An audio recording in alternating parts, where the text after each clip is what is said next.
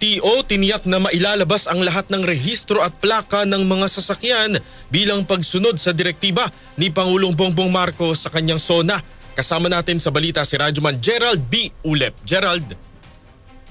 Kasama Zander, kasamang Aljo, siguro nga ng Land Transportation Office o LTO na sectoral agency ng Department of Transportation na susundin nila itong direktiba ni Pangulong Bongbong Marcos sa kanyang State of the Nation Address o SONA para sa sektor ng transportasyon.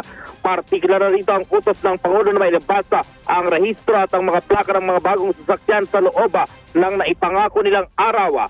Sinabi ni Transportation Secretary Vince dito na magiging maging hiling ng Pangulong buhayin ang Love Bus ay kanila rin ipatutupad. Ang Love Bus nga ay kilalang pampublikong bus sa Metro Manila na simula noong 1970s sa ilalim ng Marcos Senior Administration. Anya na umpisahan na rin naman ang libreng sakay at itutuloy na nila ito sa pamagitan ng Love Bus na inaasahang magkakaroon ng pilot testing sa Davao at Cebu. Kasama mo sa DZXL RMN Manila, Radyoman Gerald B. Ulep, Tatak, RMN. Maraming salamat, Radyoman Gerald B. Ulep.